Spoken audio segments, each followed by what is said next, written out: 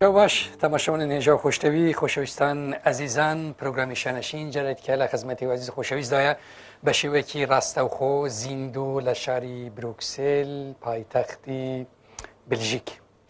کاتژمێر بە کاتی ئەوروپا 8:45 دقیقە پیشەنەدا ماوەی 2 ساعت و 15 دقیقە لە خزمەتی وازیز خۆشەویستدا دەبین. فاکس هەلە ئێستاوا ئەتوانن بنێرن بۆمان بەڵام تەلەفۆنەکان ڕابواستن لە ستودیۆدا هاوکارانم هەن ئەتوانن ڕێنمونی و پێشنێرەکانی ئەوەی عزیز خۆشەویست وەر بگرن بەڵام بەداخوا ناتوانین گوێمان لێبێت. ئەزیزان خۆشەویستان باسی ئەم شەومان سەبارەت بە مەقاماتی کوردیە، موسیقا و گۆرانی کوردی و بەتایبەت مەقامات لە ناو موسیقا و گۆرانی کوردیە مەقامات ئەو شەو بەحسەکەین. ئامانج لە پێکینانی ئەم پرۆگرامە بە پێی فەرمایشتی مامۆستا وری ئەحمەد کە لە ستودیۆدایە گومەکی ئاو ئەوە بەردێکی تێهاوی و بشلقێنی بۆ دەنگی بێت بۆ ئەوە بەحسەکە سەر بگرێت بەحس بکرێت سەبارەت بە مەقاماتی کوردی چیمان هەیە دابشکردنەکانیان ناویان چییە لە چ ناوچەیەک چیە. هەڵبەت ئەم شەو زۆر بە کورتی بەحسی ئەو شتانە دەکەین بۆەوە لە بەرنامەکانی داهاتوو بتوانین مامۆستانی تریش بێنە ستودیۆ سەبارەت بەم بابەتە قسە بکەین. خۆشەویستان ئەزیزان هەروەکو عەرزم کردین لە ستودیۆدا مامۆستا وریا ئەحمەد مامۆستا وریا ئەحمەد خەڵکی باشووری کوردستانە شاری کۆیێ ماوەی زۆرتر لە 30 ساڵ خەریکی ئەم کارەیە بەتابەت لێکۆڵینەوەیەکی دوو درێژی هەیە سەبارەت بە مەقاماتی کوردی ئەم شەو باسی یەکەین. بێجگە لە مامۆستا وریا کە ئەم شەو لە ستودیۆیە خۆشەویستێکی ڕۆژهەڵاتی کوردستان خەڵکی شاری سنە لە کوردستانی ئێران یا ڕۆژهەڵاتی کوردستان شەهزاد خانمی فەرخکێش شازاد خانمی فەرخکێش مامۆستای مەقاماتی موسیقای ئێرانیە خەڵکی شاری سنەیە بەڵام ئوستادیەکەی لە موسیقای ئێرانیە موسیقای سنەتی ئێرانی دەستگاکان و ڕەدیفەکان ئەو شەو سەبارەت بەم بابەتەش لە خزمەتی وایز خۆشەویستدا دەبێت. هونەرمەندانی دەرخۆش کە ئەم شەو بەپێی تەشخیصی مامۆستا وریا کە ئەم دخۆشەویستە ئەتوانن ئەو شەو لێرە وەکو تەطبیق وەکو بەراوردکاریەک بتوانن شێوەی مقامات بڵێن لە ستودیۆ ئەوەیە کە لە بەردەستمان هەبوو دووارە زۆر خۆشەویستی تر هەیە کاتوانن بە تەلەفۆن یا نەکرێکە لە ستودیۆدا ئامادە بن بەڵام دوو کەس لەو خۆشەویستانە هونەرمەند بورهان محەممەد باشووری کوردستان شاری سلێمانی و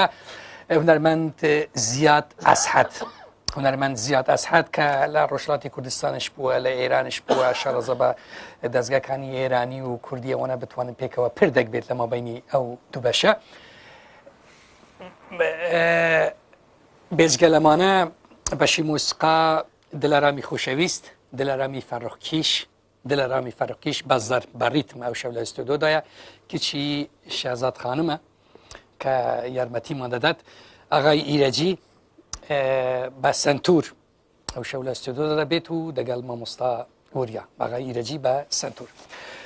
بە تەلەفۆن مامۆستایان ئەنوەر قەرەداغی مامۆستا ئەنوەر قەرەداغی لە ستۆکۆڵم لە سوێد، مامۆستا ڕزگار خۆشناو لە ڤیانە، مامۆستا دڵشار سەعید دۆکی لە ڤیاناوە، مامۆستا ئەردەشیری زەبەردەست لە سوێد بە تەلەفۆن بەشداری ئەم پرۆگرامە دەبن. سەرتەن نەیەشێنم پرۆگرامی ئەو شەو لە خزمەتی ئێوەدا ماوەی 2 ساعت و 15 دقیقە. مامۆستا وریا بەخێر بێن هەموو لاکتان بەخێر بێن. مامۆستا وریا ئەو شەو باسی مەقامات دەکەین. مەقام یانی چی وەکو معنی و پێوانە یا معیاری ئەوەی کە بڵێن ئەوە مەقامە لە بواری ئەلمی موسیقا ئەلمی گۆرانی بێژە پێناساکی کورتی مەقام وەکو لۆگات و وەکو معنی وەکو باری موسیقای چیە؟ خۆی وشەی مەقام زاراوەیەکی عەرەبیە کە وەختی خۆی گۆرانی بێژ یاخود شاعر یاخود ئەو کەسی کە قسەی بۆ خەڵک دەکرد بڵێ بە عەرەبی پێڵێن خەتیب لەسەر شوێنە گرادەوەستان وەکو سەکۆیەک لە کوردەواری ئەمە سەکۆ بەکاردێنین ینی شوێنێکی تۆزێک بەرزاییە لەسەر ئەو شوێنە کە ڕادەوەستا ئەو شوێنە پێڵێن مەقام.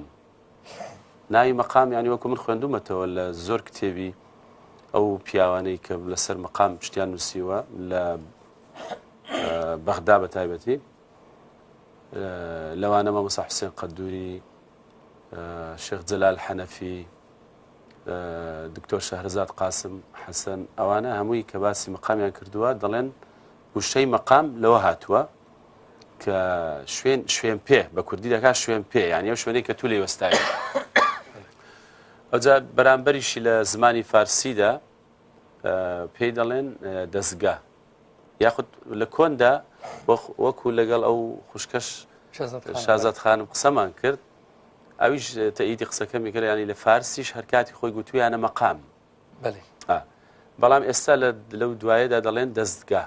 وەکو معنی مامۆستاکە ئەوەن وەکو ئیستادەنگا شوێنێکە ڕادەوەستن تحت لەفزیە گە تەرجمەکە شتێکەوە من لە کتێبی هونەرمەند نەریمان حوجەتی بەو معنیە مەقام ئەو شوێنێکە لێ ڕاوەستن بەڵێ هەر ئەوە دەکا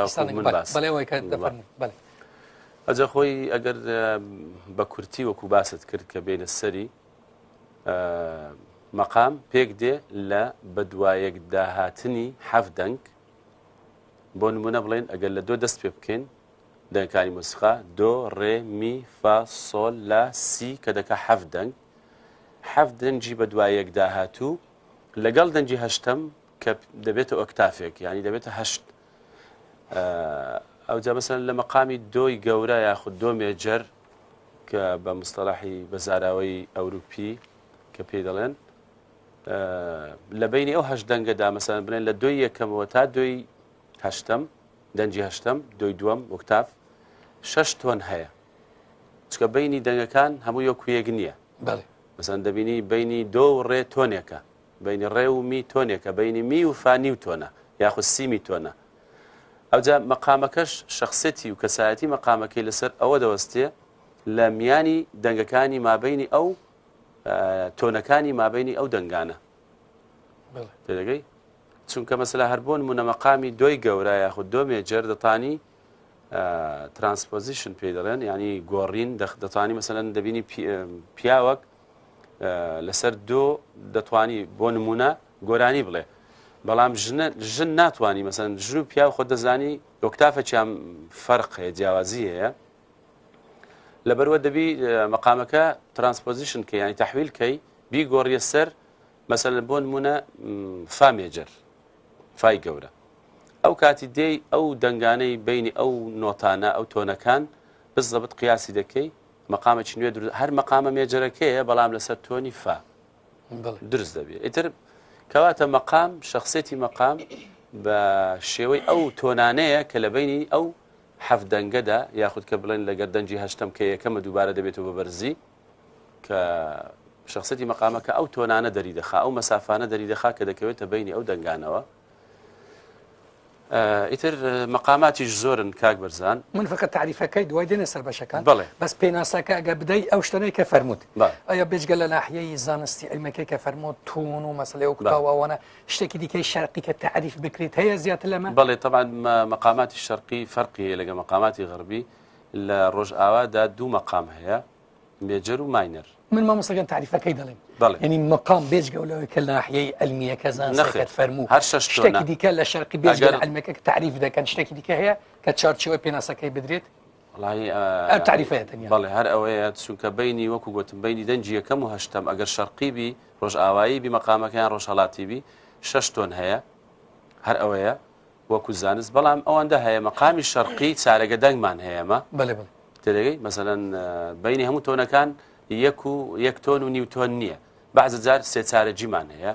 یان چارەگە تۆنمان هەیە بەڵێ لە ئەوە جیای دەکاتەوە لەگەڵ مەقامە ڕۆژ ئاوایەکاندا مامۆستاکان ئەو بابەتەنێکە ئەو شە باس دەکەین لە قەتەڵاویسی و ئای و خورشیدی و ئەوانەی کە ناویان زۆر کوردیەوەنە ئەوانە پەیوانە ئەگەردانێن معیار ئەچێتەنە ئەو چارچێوەی مەقاماتە کە ناوی لێ بنین مەقامیانە ئەو شەوەکە نمونونەکانی دێنی تاوان کاک بەرزان ئەگەر مەجالم بدەیت ئەگەر ڕێگام بدەیت ئەمن دەمەوێت لێرەوە لە میانی بەرنمەکەی جنابتەوە سەرەتا بەڕاستی بایادی خەڵکی بینمەوە بەبییر خەڵکی بینمەوە کە ئەوڕۆ ڕۆژێکی زۆر پیرۆزە کە ئەمە باسی مەقام دەکەین چکە ئەوڕۆ ئەگەر غەڵەتم هەژدەی مانگە دوێنێ وەکو دوێنێ بوو مام ڕەسوولگەردی ئەمرخوای کرد کە دەکا حەیرانبێژێک بۆ کار مەقامە لە داهاتووە بە بەشتری جەنابەت یادیەکەینەوە دوای دوو ڕۆژی کەش 20 مانگ تارتۆفاتی کرد کۆچی کرد کە ئەویش هەر مەقام بێژێکی کورد بە وەکو شیرم بەهارە و ساقی ئەوابادەوە و ئیتر سەدەی بیستەمە و ئەوە قەلبی من ئیسامی عەوداڵ و ئیتر زۆر شتی دیکە بەڕاستی حەزم کرد لەو بۆنەیەدا یادی ئەو دوو برین کەڵا هونەرمەندە کوردەش بکەینەوە جا بینە سەر پرسیارەکەی جەنابەت کە کردت ئەو شتەی کە تو باسی دەکەی ئەو پرسیارێک کە لە منی دەکەی بەڕاستی پرسیارێکی زۆر قورسە چونکە وەکو باسم کرد ئەگەر وەکو تعریف بڕۆین بە سانتیمەتر بیپیوین مەقام یعنی ئەو مەسەلەن ئەڵاویسی ناستە ئەو خانەوە چونکە مەسەلەن ئەمە پێ دەڵێن چین سێ چین دەنگە جاری یەکەم کە دەست پێ دەکەی شێوە نەهاوەندێکە کە ئەمن وەختی خۆی بەڵێ ئێتر دوایە دەچێتە بەیات جارێککە چینی سێم دەچێتە ڕست دەگەڕێتەوە نەهاوەندەکە بەستەکەی کە بە دوای دادێ ئەرێ ڕاستەی خیابان ڕستە بە ڕستەوە دەبێت ینی مەقامێکی زۆر خصوصیت تایبەتمەندیەکی کوردی هەیە لەبەرەوە یعنی ناتوانیت تو تعاملی 100% مەقاماتی لەگەڵ بکەیت بڵێ مەسەلەن بڵێ لە تۆنی فلانیەوە بڵێن لە بۆ نمونە لە تۆنی سۆڵەوە سەر دەکەوین تا تۆنی سۆڵی هەشتم بۆ دەینە خوارێ مەسافەکانیش ئەوانە نەخێر دەبی بە دووسێ شێوە شی بکەیەوە وەکو باسم کرد وە بە شێوەی تتراکۆرد ینی چواردەنجی دەتوانی شیکەوە کە لەنا ئەو مەقامەدا سێ مەقام خۆی دەدۆزێتەوە سێ زیاتر شێوە گوتن چکەوەکو گوتم نەهاوەندەکەشی دەرەجەی مستعاری بەبەردەکەوێت ئەزەکە بە نمونە بچی لە قەتار لەویسیەوە دەست پێ بکەین بە کاک برهان زەحمەتی کێشاوە کە سەبەر قەتار لەویسەکە نمونەکەی بڵێت قەتار جیا ئەڵاوەسی بە تایبەت ئەڵاوەسیەکەم دڵ بەڵێ قەتارەکە جیا بڵێ قەتارەکە دوای لە ئێران شتێکی نمونەیە کە شازاد خانم دوایی بە شێوەی دەنگ ئەڵێت کە چییە چی پێ دەڵێ من داوای لێبوردنەکەم ئەڵاویسەکە بڵێ ئەڵاویسەکەی ئەڕۆین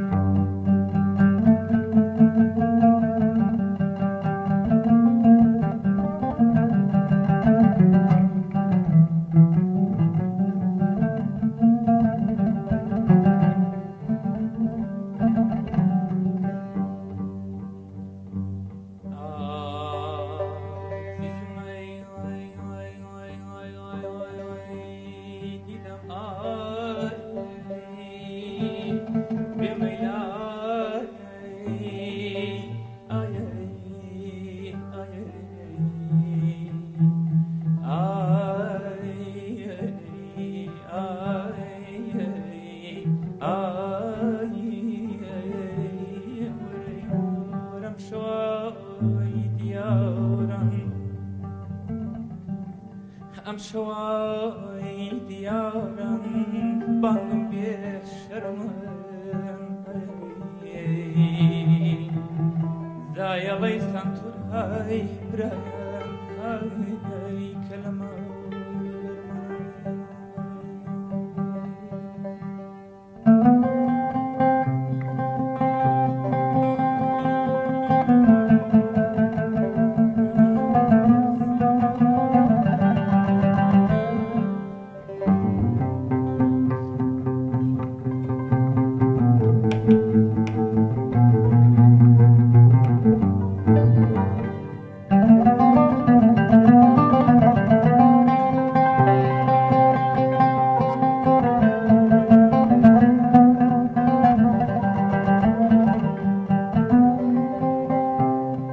صدای زیلبای مینات سترزن عزیزای برایان ای برایان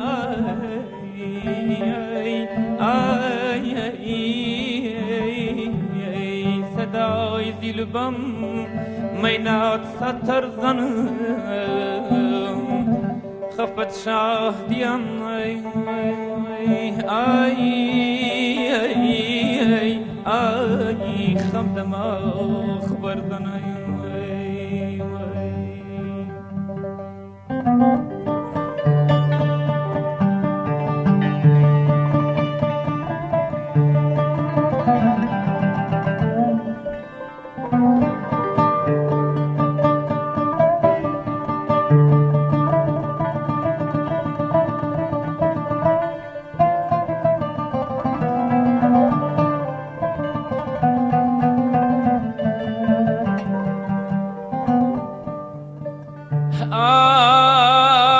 دیدەکەی من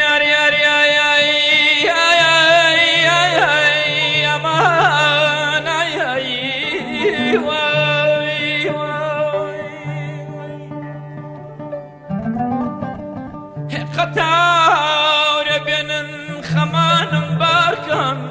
لە کوچەی شارایە برایان ئەی برایان لێل خەوەردارکەنای ئای فەڵەگای ئای دیدەمای ئادیدەی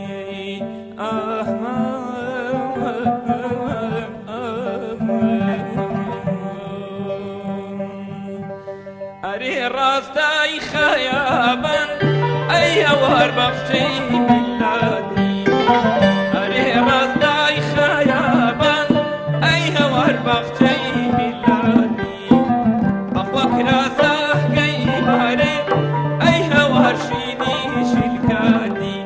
لای لای لای لای کەوی گردن بە خاڵی موت موت موت موت مناڵی چواردە ساڵی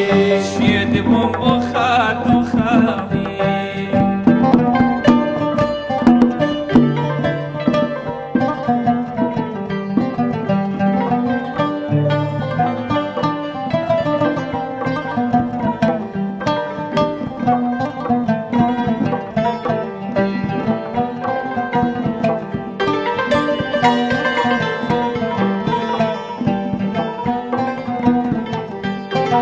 ئەرێ پرسیم لا سیروانەی هەوارە و قابرەکێیە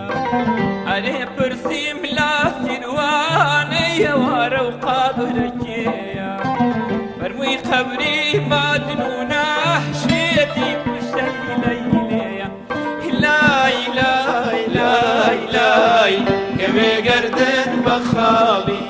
موت موت موت موت مناڵی چواردە ساڵی شێت بووم بۆ خات و زۆر سپاس مامۆستاجانەوە ئەڵاوێسی بکە فەرمووت بەڵێ ئەوە تەبقانە کە فەرمووت من لە شازاد خانم ئەمە ئەگەر بەراوردێکن مقایسەکەین ئێوە مامۆستای مقاماتی ئێرانی دەستگەکانی ئێرانی ساڵهای ساڵ تەدریس شاگردی دوای مامۆستایی زۆرتر لە 150 شاگردت فێر کردووە من دوای دێمە سەر معرفی جەنابەت ئەم ماوانەی کە ئێستا کاک بورهان خوێندی ئاوازەکەی لە فارسیە لە ئێرانە چی پێ دەڵێن دوایی تەسنیفەکەی چی لە چ مقامات لە چ دەستگاکە بوو بەێ ئەلبەتە ئەم ملۆدیەکە کە ئیشان ئێژرایان کرد ئێمە لە فارسیمان نییە ئەسلان ئەلله وەیسی ملۆدی کوردی است یعنی ملۆدی مەحەلیە ولی ئاخەرەکەی کە تێتە خوارەوە بە شۆر داستگای شۆر کە لە کوردی ئێژن بەیات و ئێمە لە فارسی ئێژیم شور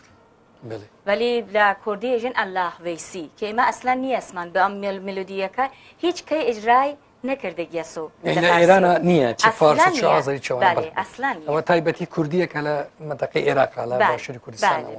گوتریوە کاک زیاد و شتێکی هەیە لێ زیاد بکەی هە لە سەبارەت بەوە حکمەوەی کە تو هەم لە باشوور ژیاوی هەم لە ڕۆژهەڵات ئەو ئەسلاحاتانەش ئەزانی بووە وەکو پرت یارمەتی لە تو وەرەگریت بەڵێکو باسی کرد دیارە لە هاتنە خوارەوەکەی کە تەسلیم دەبێتەوە دەستگارێکە نینچە ناوەندەکەوەکو مامۆستا وریا گوتی بەس لە سەرەوە کە کۆپلەی سێمە پەردەی سێمە ئەوە گوتی شور نا لەوێ دەبتە گۆشەی عێراق بە فارسی پێدەن لای خۆمان دەبێتە ڕاست لە ئێوەیە تۆ ڕاست جاوەش ئەلبەتە میش گوێم گوتێ لەوێ ڕاست دەکا و لەو بابەتەیە ئێستا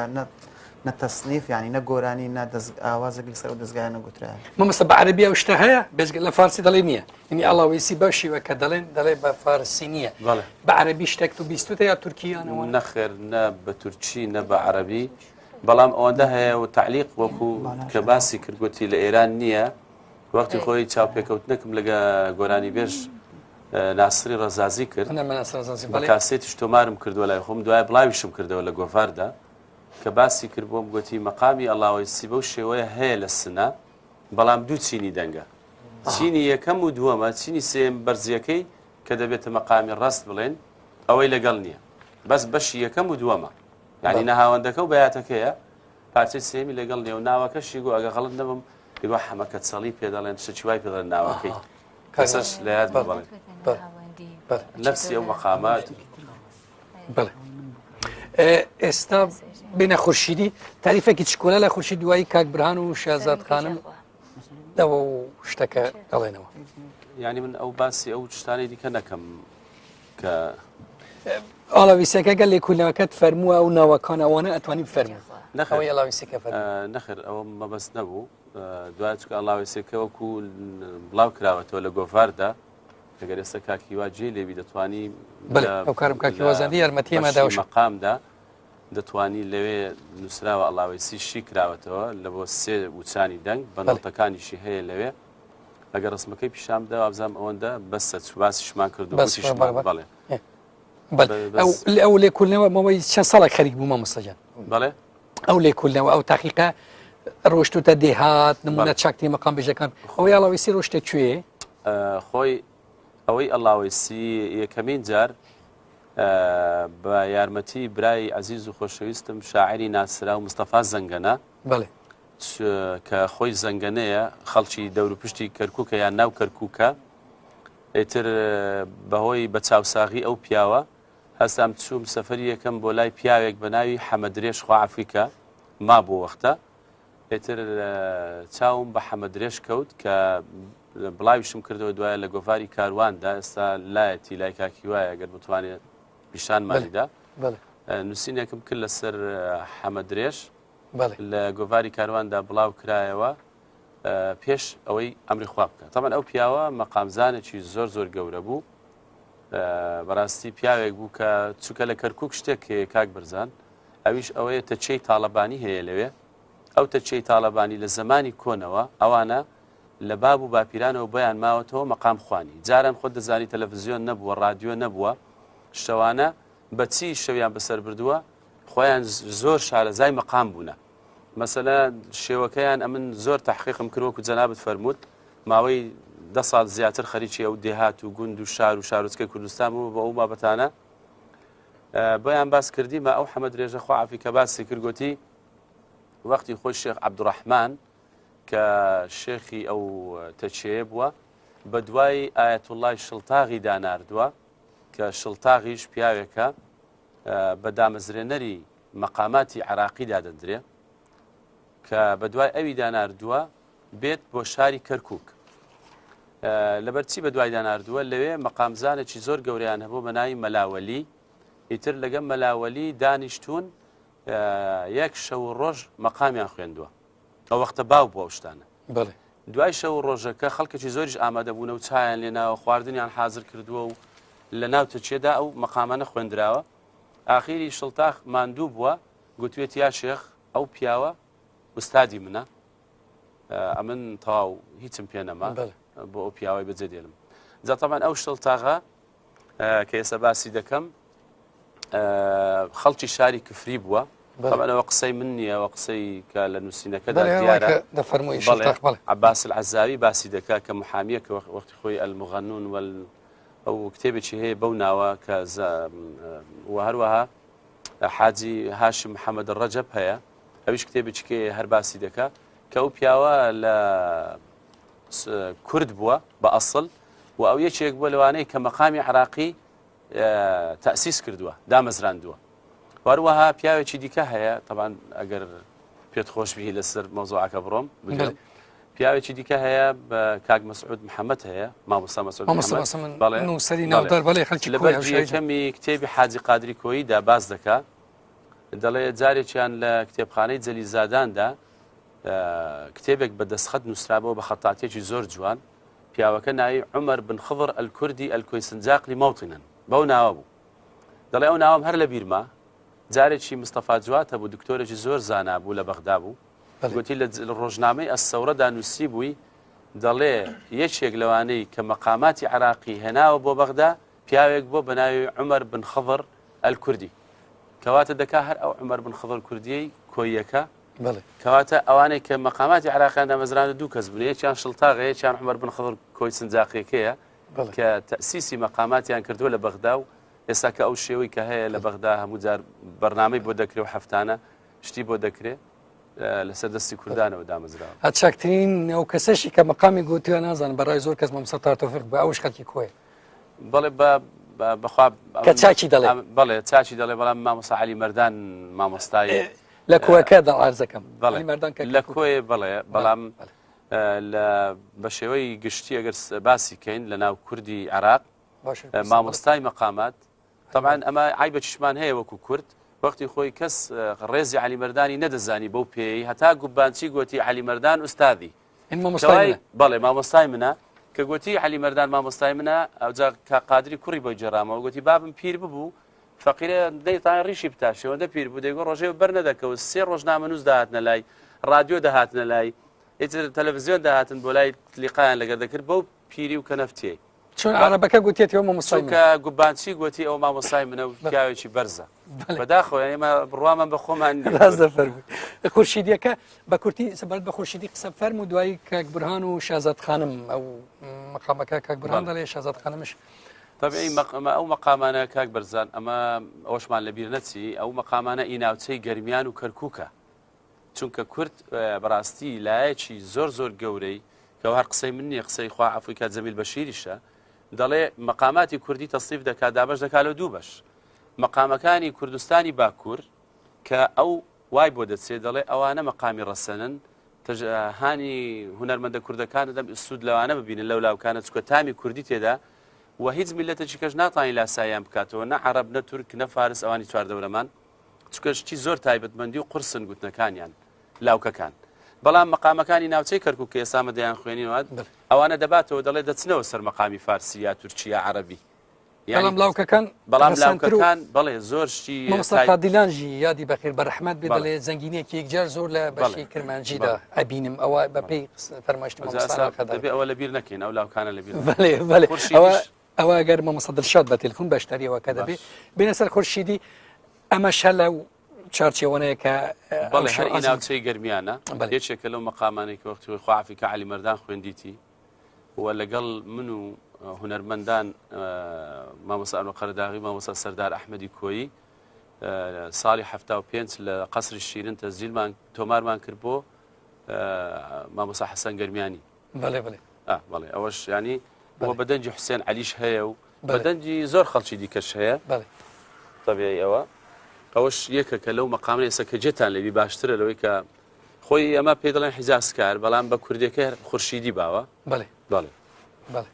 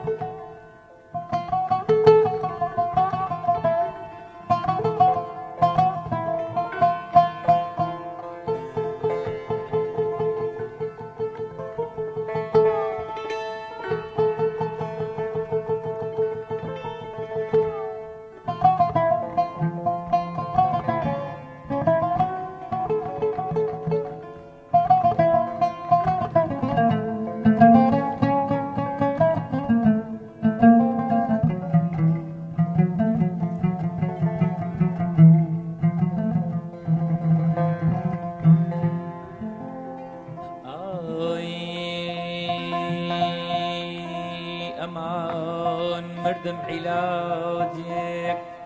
سال الري في غمرة شاري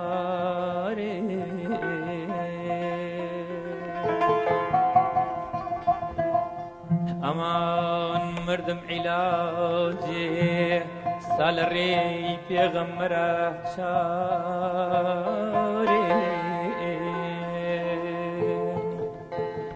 وصاليا قتليا تسكين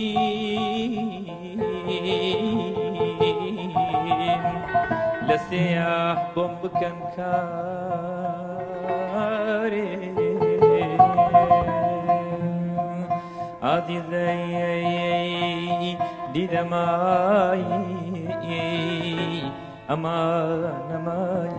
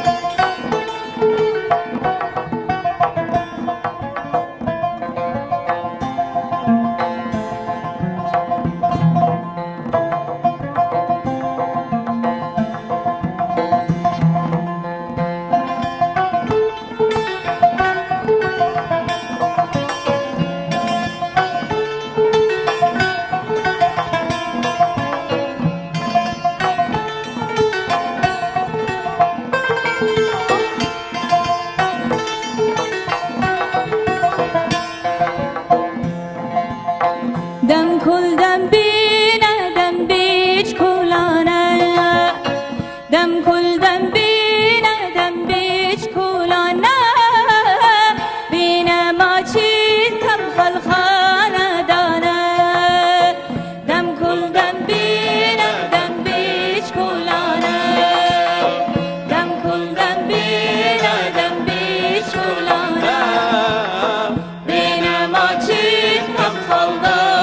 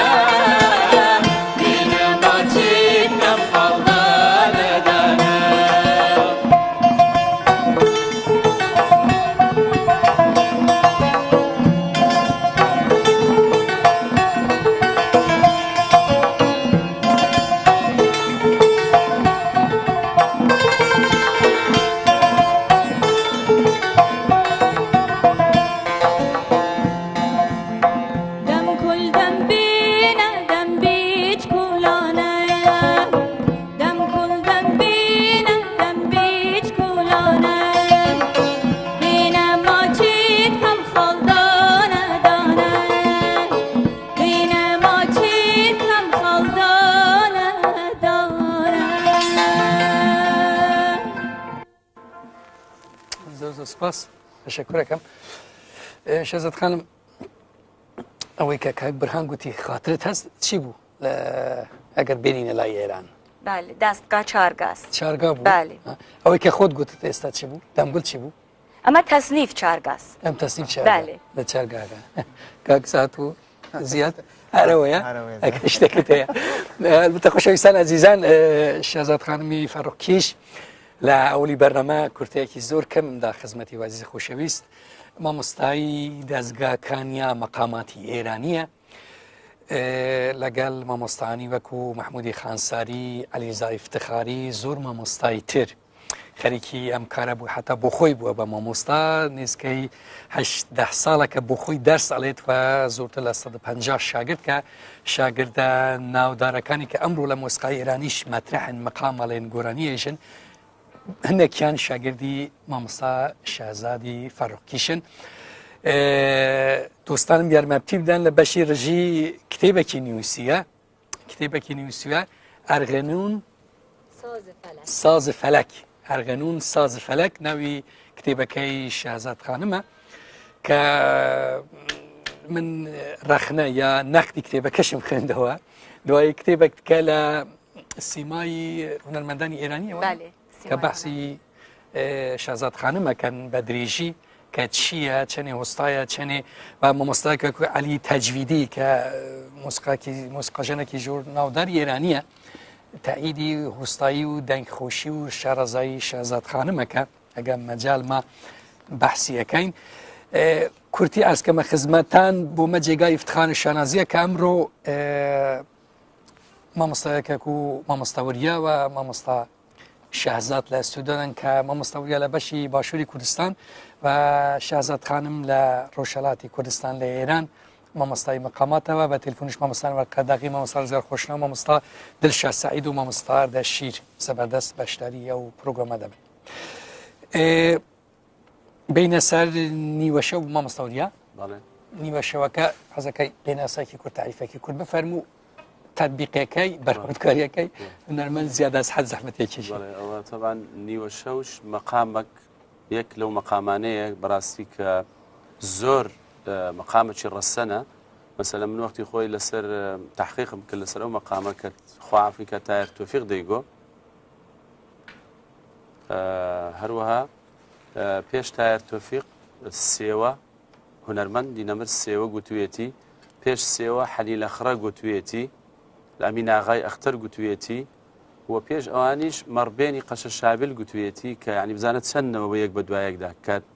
پرسم کرد تەمان پێش ئەوانش خەڵکی دی هەبووە گوتوویەتی و یەک لە یەک وەرگیراوە باوک لە کوڕ لە باوکی وەرگرتەوە باوک لە باپیری وەرگرتە بەو نەوعە هاتوتە خوارد بەڵام ئەوەندە هەیە گەر بمانەوێ مەسەلەن بە شێوەی وەکو مەقامات ناوی بنین وەکو خورشیدی گوتمان حیجازکارە ئەوەش کە مەقامی نیوەشەویش مەقامی حیجازە بەڵام لە ناو کوردوە چێ دەڵێ مەسە ئەوەی مە ئەسڵەکە نییە چونکە ئەمەوەکو بەحسمان کرد میلەتە چی بێکیانین میلەتە چی فەقیرین میلەتە چی دەستکورتین ئەو میلەتانەی دەوروبەرمان هاتینە بەستەی مایان بردیە مەقامی مایان بردیە شەگانی مایان بردیە و دەسەڵاتیان هەبووە حکوومەتیان هەبووە دەستگای چاپکردنیان هەبووە دەستگای تۆمارکردن و زەبت و ستۆدیۆیان هەبووە ئەو شتانیان هەموو تۆمار کردووە تا ئێستاش بەردەوامن دەیبەن بۆ خۆیان و ئەگەر کوردیش قسە بکات چکە کورد هیچی نییە تو ئەگەر باسکەی دەبی دیکۆمەنتت هەبی دەبی وەسیقەت هەبی بڵێ کاکە فەرمەوە تەو شتە ئی منە بەس ئەمە هیچمان نییە لەبەرەوەی ئێستا میلەتەکە ساحیبی خۆی نییە ئەوجا چی ساحیبی دیکۆمنت و کتێب و ئەوانەبی یعنی من وات بە ڕێی خۆمەوە دەڵێم یعنی نەهەر ڕێی خۆمە خواعافی کە عەلی مەردان ئێستاوم ببیراتەوە عەلی مەردان دەڵێ ئەمن زۆربەی ئەو مەقامانە 180 ئەو مەقامانەی کە ئێستا دەخوێندرێن لە ساحەکەدا لە گۆڕەپانەکەدا بە کوردیان دەزانم ئەوە ڕێی خۆیتی بۆ دەڵێ ئەو کەسەی کە پێشم بڕواناکە با بچێ جێ لە گوتنی مەقام خوانێکی کورد بگرێ لەگەڵەیەکی عارەب لەگەڵەیەکی فارس لەگەڵەیەکی تورک بۆی دەردەکەوێت کە کوردەکە شتەکەی ڕەسەنترە یعنی بەڵێ ئەوە ڕێی خۆیتی ڕێی خواعافی کە عەلی مەردانە ئەوجا یعنی من بەڕێی من یعنی دوور نییە ئەو نیوەشەوە لە ئەسڵدا ناوەکەش هەر ئیمە بی ئەوان ناوچکیان لێ نایە لەولالانە لە حیجاز شوشتەری دەبێت لە ئێرانەوەنی ئەوش لە ئەبوعەتا و دوای ئەبوعەتاش خزمی شوور لە ئەوەی هەمایەن خانەوادەی هەمایەن شوشتەری لە خانەوادەی ئەبوعەتایە هەمایون ئەسفەهان و هەمایون و ئەسفەهان نمونونەکەی بەڵێ نمونونەکەی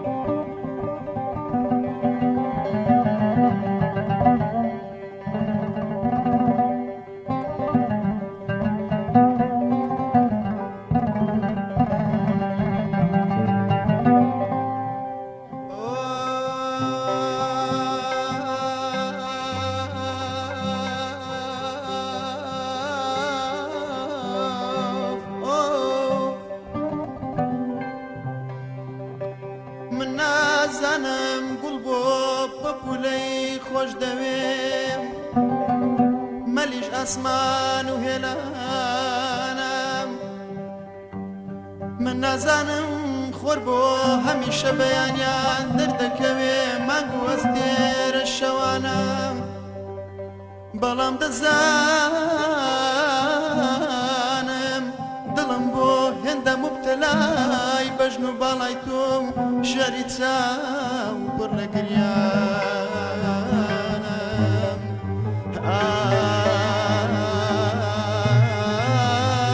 خەیاوار ئای لە من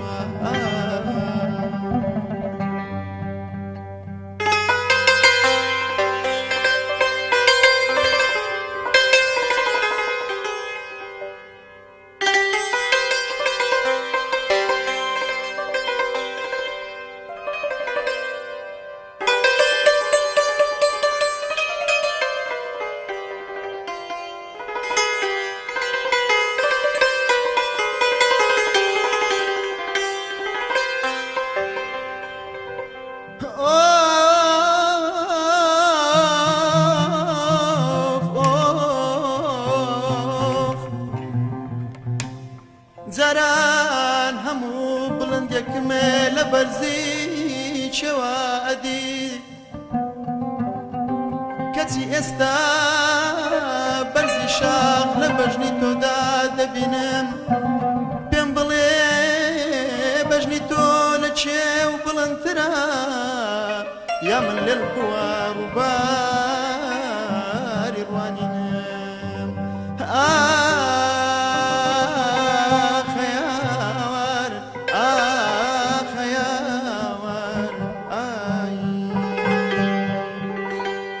زارێ دێم خەڵقی گەرمێن بۆ مەیلێدا من گۆڕەوە ئێرە زارێ دێم خەڵقی گەرمێن بۆ مەیلێدا من گۆڕەوە دڵت بردێم بە تاڵانی دیدیچی لە گیانم داوە دڵت بردێم بە تاڵانی دیدیچی لە گیانم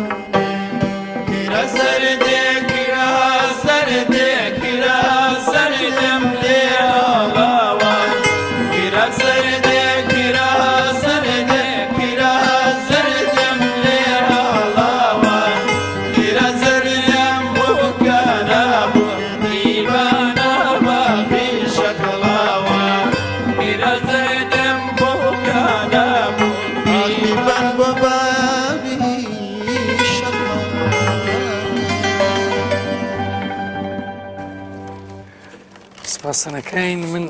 ئەزیزان خۆشەویستان گەدەرێکی کورد بدەم لەمە و دوا بەداخەوە لەبەر کەمی وەخت لەبەر گرنگی ئەو شتێکە لە ئستودیۆدا دەقەومێت پروگرامی ئێمە ناتوانێت ئێمە سڵاو و داخواز و پێویستەکانی ئێوە بە شێوەی ئەوە ڕاستە و ڕاست ڕابگەینن ناوتان دەخێنمەوە زۆر زۆر سپاسەکەن ئەو فاکسانە چاوی لێ دەکرێت باس لەسەر دەکرێت موزیسیێنەکان تەلڤیزیۆن بەڵام بەداخۆ لەبەر کەمی وەخت ناتوانم بەتایبەت سڵاو و دوعا و داوای گۆرانی ئەوانەیە هیوادارم تەلڤیزیۆن بەرنەمەکیەوە هەبێت مەوەی 2 ساعتێک لە هەفتایە مانگێ جارێکە سڵاو و داخاز و گۆرانی داکراوی عزیز خۆشەویست پێک بێنێ بەداخەوە ئەو بەرنامە شوێنی ئەوە نیە داوای لێبوردنەکەم تێلفۆن شەروە من بەسەری ناوی خۆشەویستانەی کە فاکسیان ناردووە مەجید خوسرەوی لە فەنلاند سپاس ئێرش هەورامی نروێژ هیوا محەممەد هۆڵندا ئاریان عریف علی زۆر زۆر سپاس بۆ فاکسیوە ئەڵمانیا کاسترۆ کارزان و کوردستان لە شاری ترۆندهایم وڵاتی نروێژ هەمدات حوێز دانمارک پێم وا دەبێت لە خەلکی کۆی بێت مامۆستاوریا هەویزیەکان کۆی وانە مامۆستاوریا ئومێد مەحموود مەولود ئەڵمانیا مانهایم لە ئەمریکا جعفەر هەندۆش ئەگەر هەڵە نەبم مەجید خۆسرەوی پێم وە فاکسەکی تر بەێ ئەوەجارت کە دووبارەوە هەروەها خۆشەویستێک بە ناوی هیوا سەنگەسەری لە نەروێژ شاری شفۆل فۆر شتێکی ئەوە زۆر زۆر سپاس بۆ فاکسی وازی خۆشەویست دەوای لێبوردنەکەین لەبەرەوە ناتوانین بە درێژی باسی ئەم بابەتەنە بکەین کاک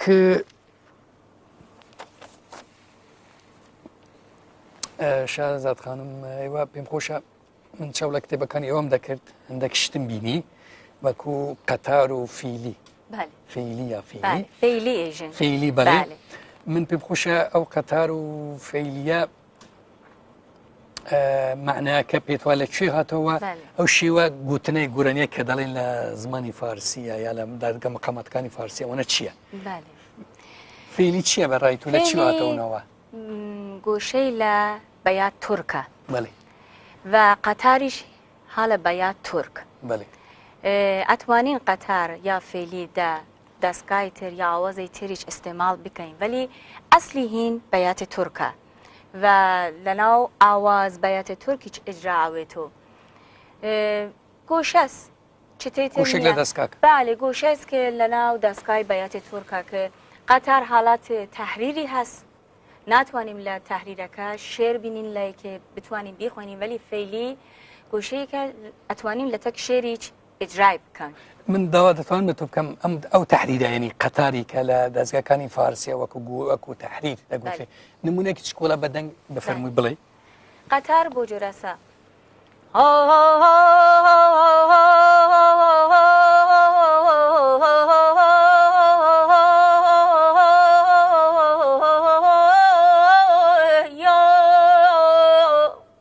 ئەمە قەتارە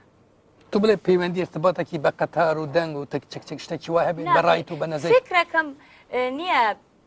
هەم حاڵەتی وەک خۆی حرکەت قەتارە وێنێ بۆ جۆرە ناویان نیادیانە قەتار وەلی لە ژوور و من نازانم ناوەکان ئەمانە چتی بووگە کە بۆ جۆرە وتێگیانە ئەمە قەتار فکرەکەم من ناو کتاوی خواندگمە کە بێژە مەسەڵەن ئەمە هین ڕێگەی قەتارە بۆ ئەوە نیاگیانە قەتار یا چتی فکرەکەم حاڵەتەکەی نەختی شەبیه بە حرکەت قەتارە وێنێکێ یاواش یاواش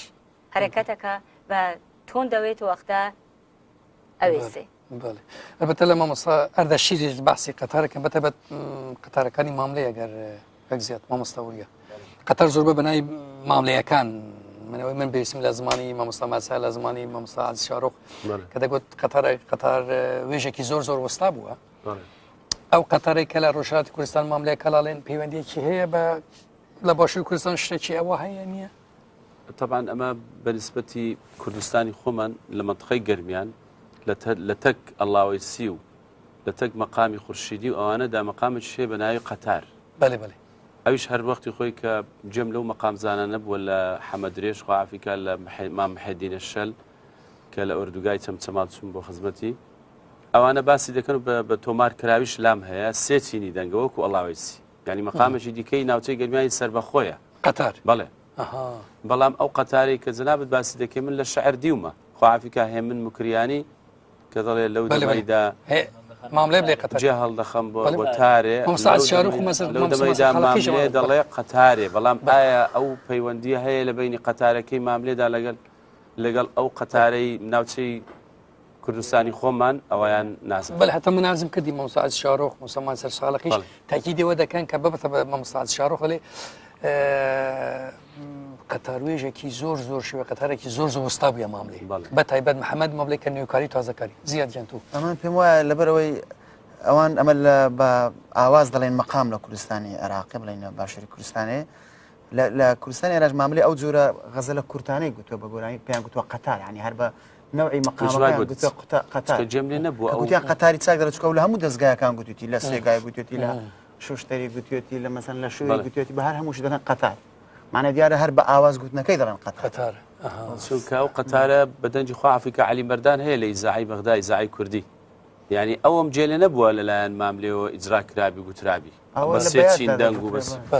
بەر ئەوم جێ لێ نەبوو فەیلیەکە نمونەی بەدەنگەگە بڵێ ئەو فەلیەی کە فەرمووت لە فەلی پێم وە لە ماهور و لە شورش لە هەردووچەندا هم لە ماهور هەست هەم بەیاد تورک ولی ئێوە زانین کە هەر گۆشەی کە ئێمە ئیجراکەین لە ئاوازەکان بە وەسیلەی مورەکەبخانی ئەتوانیم لە گشت ئاوازەکان ئەو گۆشەکان استفاده بکەین یعنی کتاوی نییە کە بێژین هەر فێلی هەر هین بەیات تورکە فێلی هەر هین دەستگا ماهورە نا کتاو نییە بالێ ئەتوانین لە گشت چێت لە دەستگاکان لە ئاوازەکان استفاده بکەین ئێستا نمونونەکە ئێستا بفەرموویش چۆنە فەیلی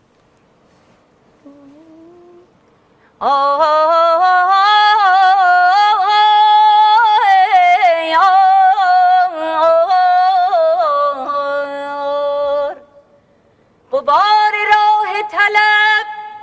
کیمیای بهروزی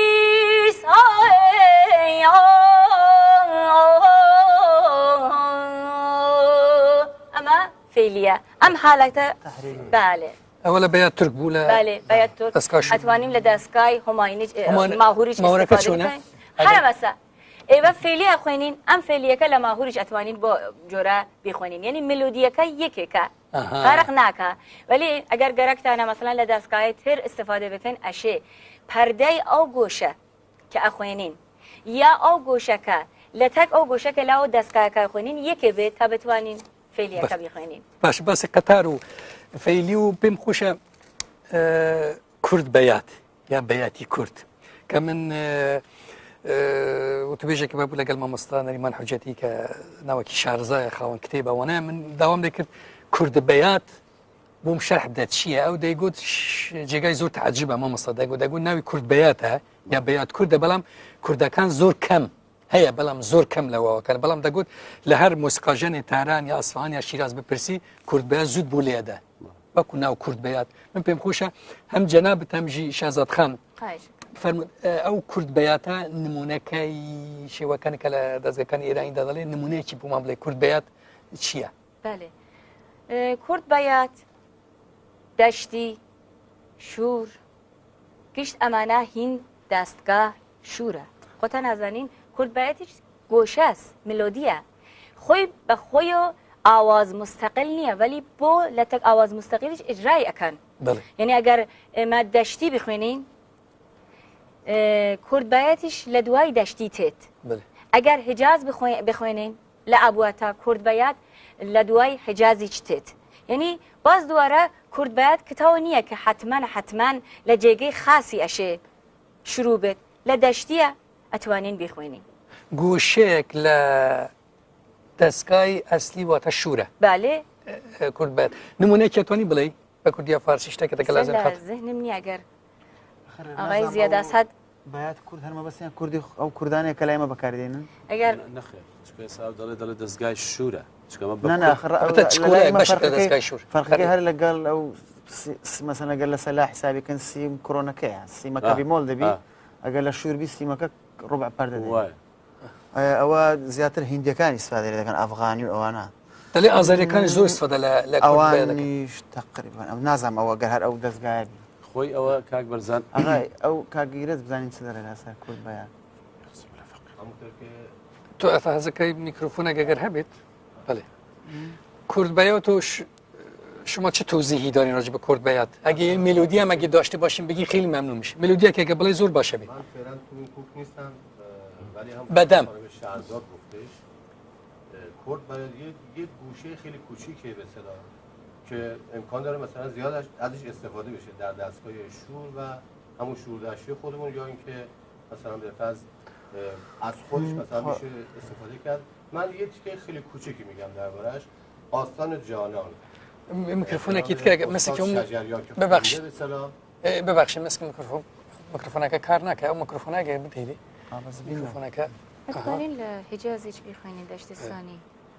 نمونه خود آماده بکرد، آماده فرم جان ایدش فرم. عرض شما خدمتتون که جناب استاد شجریان در آستان جانان که بیات کرد و به اصطلاح یه مقدارشو چیز در همه دیر جهانی شما شیدا تقریبا تو این مایه هست، یعنی کرد به اصطلاح شور دشتی بیات کرد هم همونطور که خانم شهرزاد فرمودن نهفته شده که خودش به تنهایی نمیتونه به اصطلاح یک دستگاه یا یک گوشه خیلی بزرگی باشه. من معرفی کیف معرفی رو می‌خواستم. حالتش شما حالتش می‌خوام چجوری یعنی چونه بهشون. من شعری اخوانیم بودن ولی به فارسی کرد بیات. بله بله فرمود. خوشایم شایم که مهمون شمایم، کبوتروار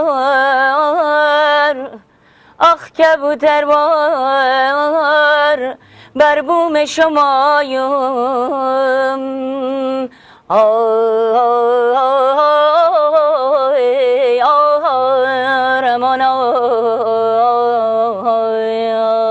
ام حالته که تحریریم ده اما کرد بیاته زور نزدیک لدشتستانی. بله لا موانع لا ما چونه ما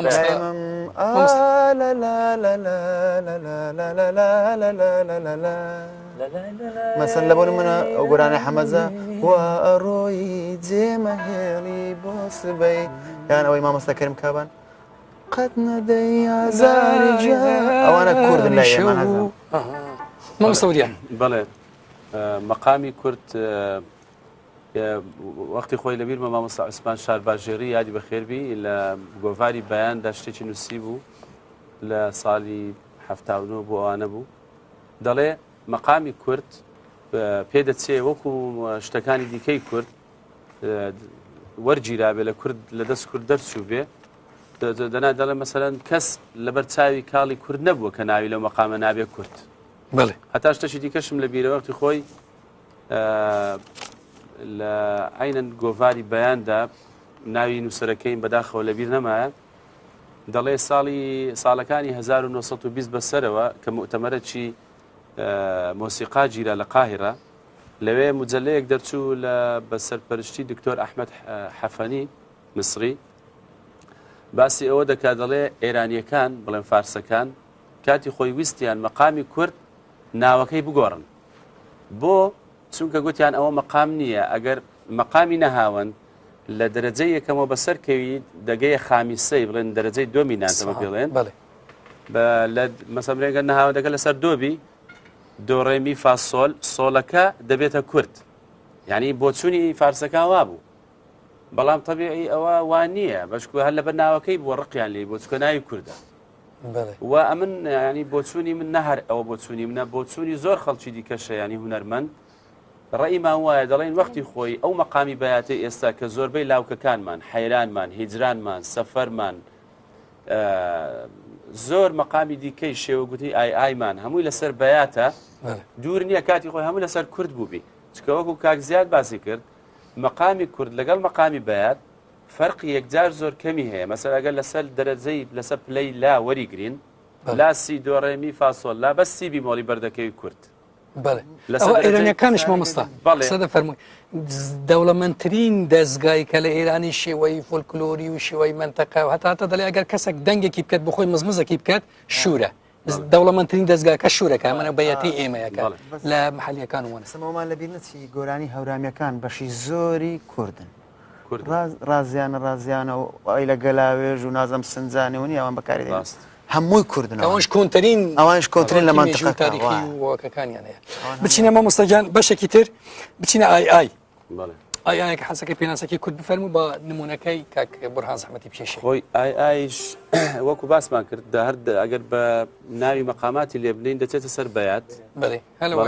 بەڵام یەکێکە لەو مەقامانەی ناوچەی گەرمیان کە دەوڵەمەندترین ناوچەی کوردستانە بە مەقاماتی ئەو شێوە مەقامانە وەکو باسمان کرد لە بیدا لە سەرەتاوە گوتمان یەکێکە لەو مەقامانە ئەوە کە سەرچیە و لەو ناوە باوە و تام و شتی تایبەتی خۆی هەیە ینی کە تو کە کوردێک دەیخوێنی هەلبەتە زۆر فەرقی لەگە ئەو بایاتی مەسە بۆ نمونە عەرەبێک دەیخوێنی یا فارسێک دەیخوێنی یا تورکێک دەیخوێنی یعنی خۆی ئەو مەقامانەش هەمووی هەروانە کاک دوایەوە لە بیرمان نەچی کورد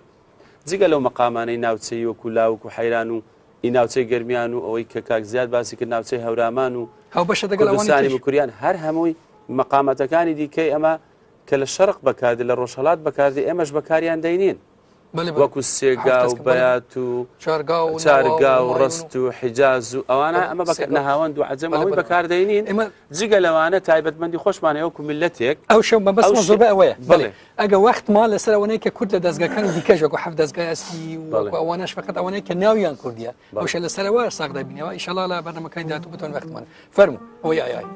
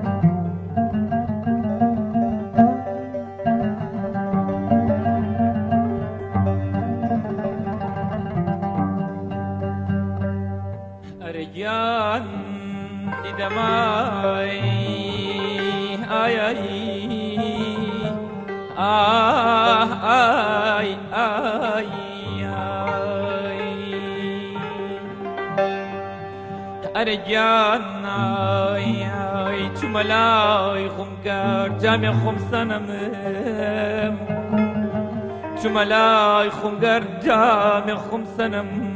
سەرتاپای لەشم ئای لە خۆمای هەڵسەنم ئای لە خۆمای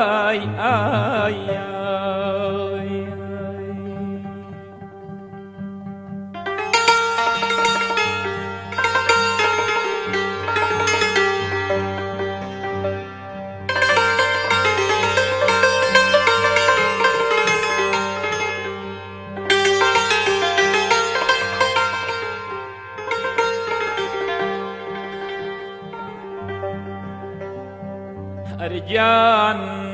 دیدەمایایی ئای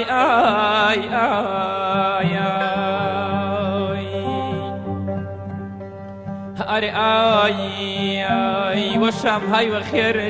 پەی دەرگوزیدەم قەدەم ڕەندەکەوت ئای بەبانی دیەمەی ئای لە منە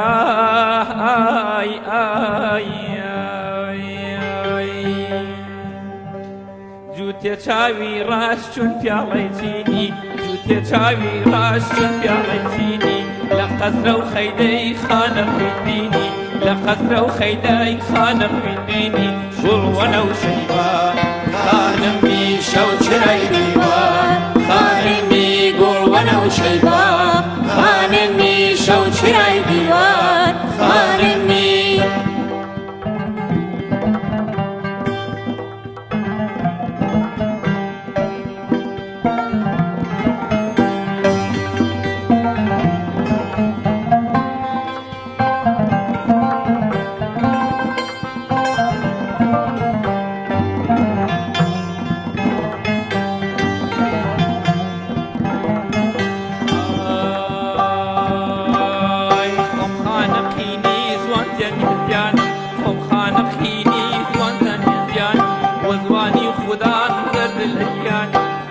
جانی خودان دەردی لەگیانم گوڵوەرە و شەیبان خانمی شەو چرای دیوار خانمی گوڵوەرە و شەیبان خانمی شەو چرای دیوار خانمی سپاسەکەین سپاسەکەین ئەزەکە مامۆستاکەم بۆەوە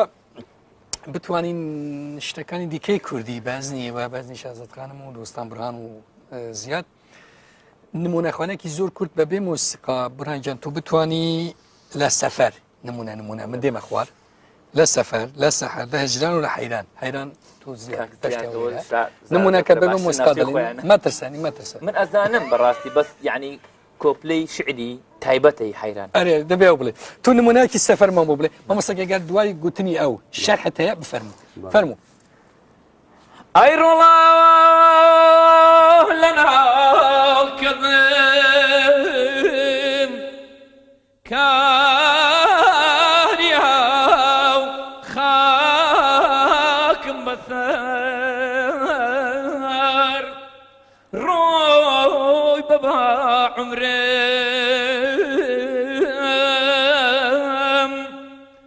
خوایێ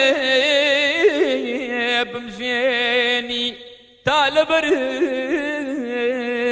قاپی کەسێ ئەمرمۆ ئای گەنا سەفەر بۆ باوکی خۆم ناکەم جگەر گۆشەم بەجێ بێڵم ئەمن هەتا فکری جگەر وەستا بێ ئایی ئەمن بیری پدەر ناکەم و سپاسەکە مامۆستاکەن ئەوە لە بەیاتە بووە نییە بەڵێ لە هەندێک شتی دەرویشی ئەلا حەبیبی لەو خانەیەوە دەیە لەو بنەماڵەیە خۆی حسەکەی دەزانین کاک بەرزان دەتوانین بڵین لە ناوچەی سلەیمانی چۆن لە هەولێر حەیرانمان هەیە لە ناوچەی سلەیمانیش مەسەلا سەفەر هەیە لە ناوچەی گەرمیان هیجران هەیە ئای هەیە ئیتر لە کوردستانی باکوور لاوک هەیە ئەو سەفەرە کێ چاکی گوتووە لە باشوور بەتە بە لە سلێمانی کاک محمود تۆفیق شلک و حەمە ساڵح بەڕەحمە بێکە حەمە ساڵحی توێتی بەڵام وەکو من زۆر حەزم لێ کرد بێ یعنی بەعام خەڵک کە گویان لە دەنگی کاک محمود تۆفیق شلەگە بێ یعنی سەفەر تایبەت بێ بڵێ بەخۆی ئایگانەکەی مردزەیش لەو بەزمەیە سەفەرە نمونەیەکی زۆر ئەشکرەوە کراوە نمونونەکەی لە شازادخانم ئەوەی کە ئێستا ئەو گوتی لە فارسیە هەر دەستکای شوورە ئێمە نییە ئەگەر تووەکو ئاواز گوێ لە بشوورە کوردی ئەشێ خۆی کوردەکان بۆیان قساکەن یا ئاغای زیادەسەت کە هەم کوردی کاری کردی گەسی و هەم فارسی خاستر لەمە نەزانن کە بزانن کە مەسەڵەن ئەمە لە چه دەستگای یا ئاوازی تووەکو کە دێتە گوێت لە شوور نێزیکە لە دەستگای خانەوەدە شوورە هەجیران نمونەکی سیادجان بەڵام لە مەقام ئەوەی نازام علی مەردان دەیڵێ شرتە تا ڕۆژە حەشر ئەوە ژران بەڵێ زۆر جاران دەستە کۆپلە حیجاز لە برندەکان لەوێ دیکە بە حیجاز بەسەرەوە یعنی دەکا بە شتەری لە ڕێگا ینی لە شتەکە عەرەزی دێ و دەڕوا دێ و دەڕوا ینی دێ و دەڕوا هەجیرانەکە ئێستا فەرمەوەی مۆسا علی مەردان شەر بێتە ڕۆژی حەشر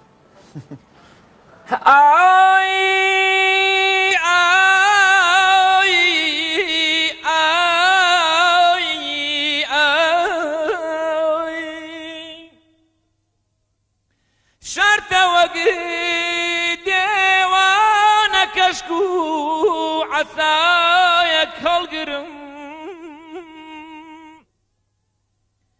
بيني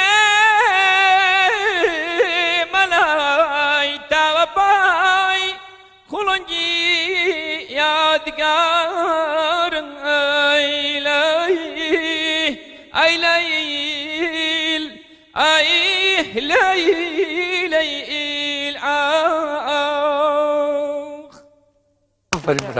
ئەوفەی نمونە حیرانەکەش تو بڵێ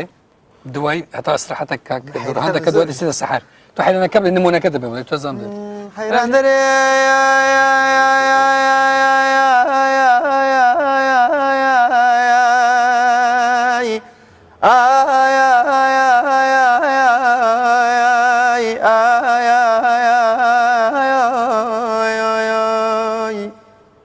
کلمات ناڵێ نا هەرەوە مە بەسم حیرانەکە البته زۆر مەشە حەڵقەی سێمی حیرانش دەکەین تو حەڵقەمان کردووە حەڵقەی سێمیش زیاد لێرە دەبێ هیواداریم کاکاردەڵان بەسەوە هەر شاین کە بەیاتە یان لە دەستگای شووردا دەگوت تەلەڤیزیۆن کۆوانیتە تۆ استراحەتت کرد نەفەس ئەو نییە بەێ فەقط نمونەکان بڵێن بۆ لاوەکەکانی کوردی خلاص دوای دێنە ماهور کە شازت خانم دەفەرمووت لە عەجەمە تۆ نمونەکی بە موسیقادا ئەو بە موسیقات تەوا. کراوە ئێستا لە هەروای کە فەرمون مامۆستا وریا بێجگەلەوەی کە ناوەکانی کوردیە لە دەستگاکانی دیکەش کە مشتەرەکە لە مابەین تورکی و عەربی فارسی کوردی شتیە یەکێک لەوانە عەجەم یا ماهور لە ئێران پێ دەڵێن کە شازت خانم فەرمون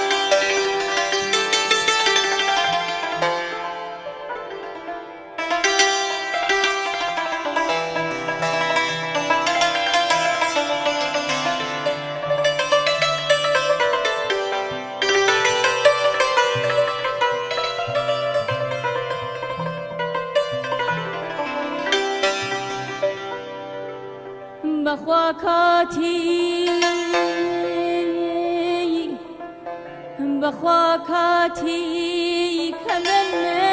مردم خاکم کن خاکی با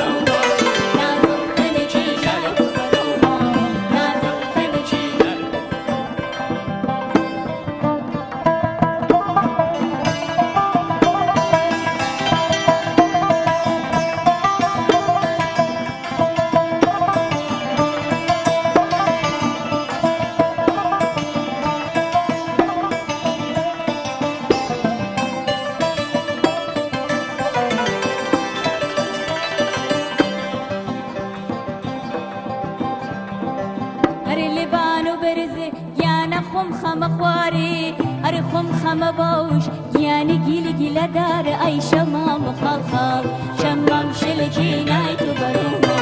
نازق فنكي نايتو بروما نازق فنكي أري أجر ميلك يا نفرا مشنبي أري سفيدي كفن وي بلا مشنب أي شمام خال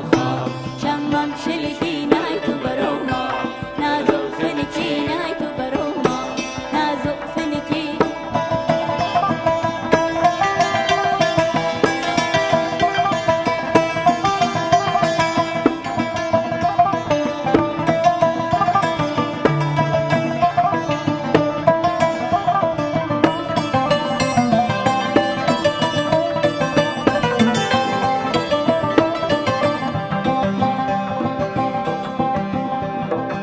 أري أجر بنوسن يعني سنجي مزارن أري شهيد عشق أخ شهيد عشق يا نمكا أزار ما شمام خال شمام شلشي نايتو ملوما نازو خنشي نايتو ملوما نازو خنشي نايتو ملوما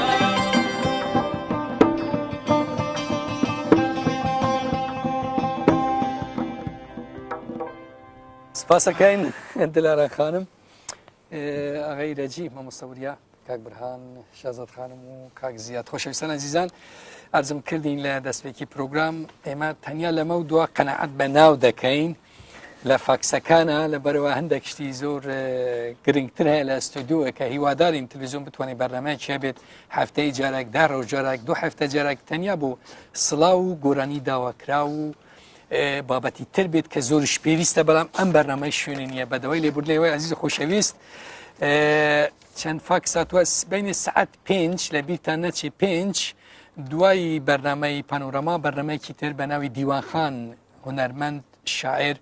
مابات قەرەداغی شاعرە پێشکەشێکە سبەنی سعات 5 دوانیۆرۆ پێشکەش دەکرێت لە مەدیا لەمە و دوای بەرنمەی سبەنیشەی سەبارەت بە ئاینی ئەحلی حەقە کاکەیی لەناو پەرانتێز سبەنی سعات 5 ماباتخانی قەرەداغی پرۆگرامەکەی لە مێدیا تێڤێ پێشکەش دەکرێت بە ناوی دیواخان